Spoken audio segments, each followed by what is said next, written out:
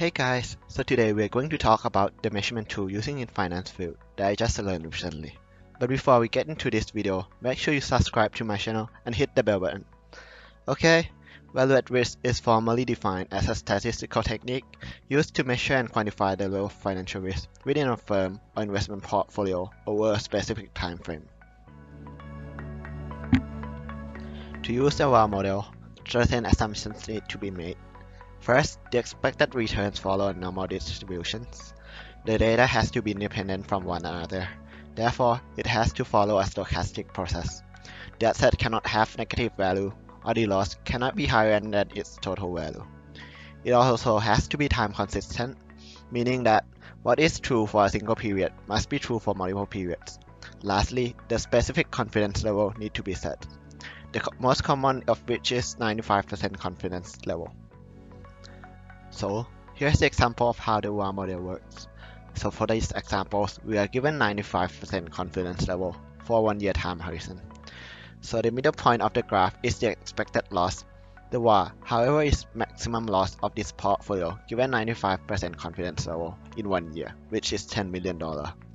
That means that we are 95% sure that loss 1 exceeds $10 million, and there is a 5% chance that unexpected loss which exceeds $10 million. An example of when the VAR was inappropriately used to show its financial impact on such company. For this video, we will talk about the London Whale, an event that will forever immortalize in JP Morgan Chase. Starring JP Morgan Chase, Jamie Dimon, CEO of JP Morgan, Achilles Macris, CIO of JP Morgan, and the most important, the London Whale, Bruno Exel. The story began in 2005 when Jamie Dimon became the CEO of JP Morgan. Dimon pushed the Chief Investment Office or the CIO to make more money by making bigger bets on the riskier assets.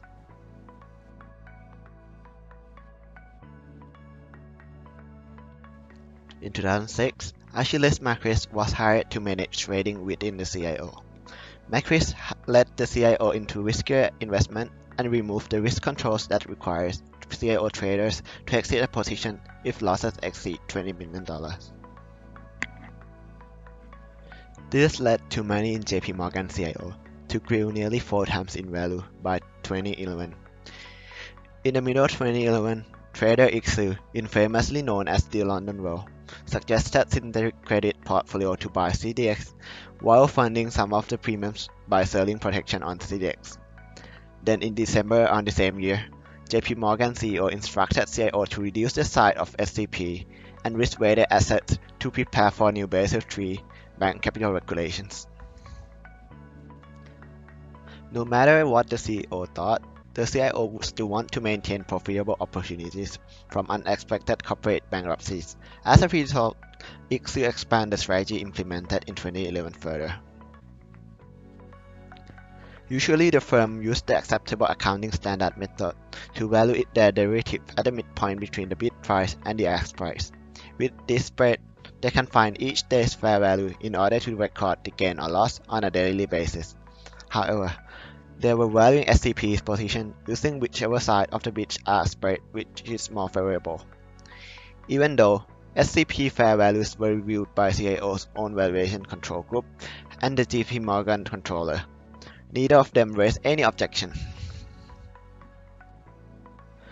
Then on next year on January, upper management received direct word regarding an escalated magnitude of loss within the operations of the London CIO.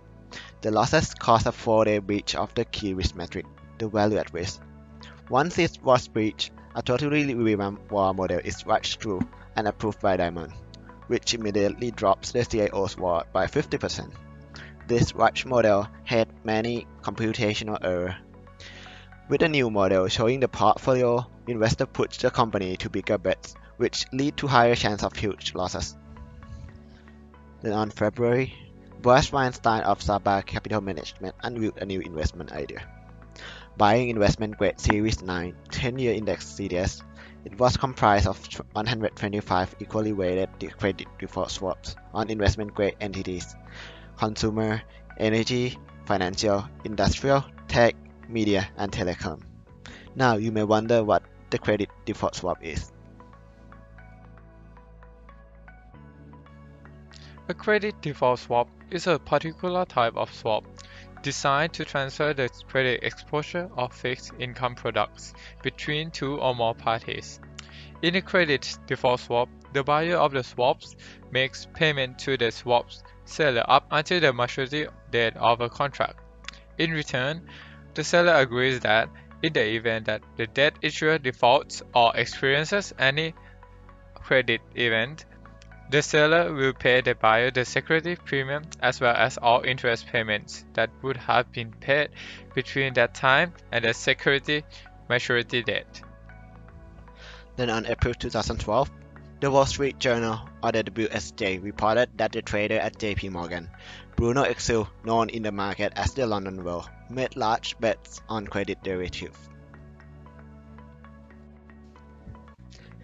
JP Morgan said his units means to hedge risk, while other hedge funds and firms took the other sides of the bets.